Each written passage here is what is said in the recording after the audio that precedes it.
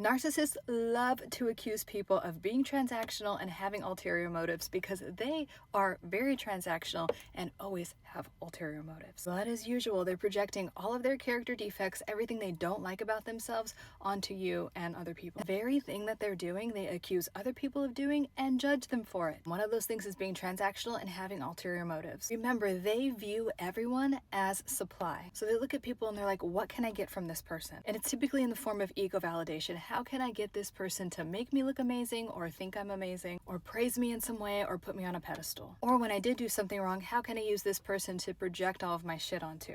Which is why they attract a lot of empaths. Empaths tend to absorb energy and be way too forgiving at times. For instance, let's say your boss is narcissistic. They will devalue you most of the time so you don't understand your worth and trick you into thinking that you need to work harder and do other forms of bullying and fear mongering. So you're working, and then they take all the credit for it. If you have a personal relationship with one, you have to constantly validate them and never call them out for anything. Because the point of your existence is to make them feel better about themselves and for them to enable their bad behavior. Another reason they're always accusing people of being transactional or having ulterior motives is because they hate themselves so much, subconsciously and even consciously, they hate themselves so much that they don't believe that anyone would genuinely want to hang out with them or be friends with them. And this is why they tend to have a lot of superficial relationships, because another belief they have is like, if you knew me, if you got close enough and you really knew me, you would hate me just like I hate myself. That is their thought process. Of course, the only reason that you want anything to do with them is for you to get something out of it, because you're so transactional and you must have some ulterior motive. Which again, if you're in the narcissistic web, it will trigger this response to fawn over them and chase them and really prove yourself. No, I'm not transactional.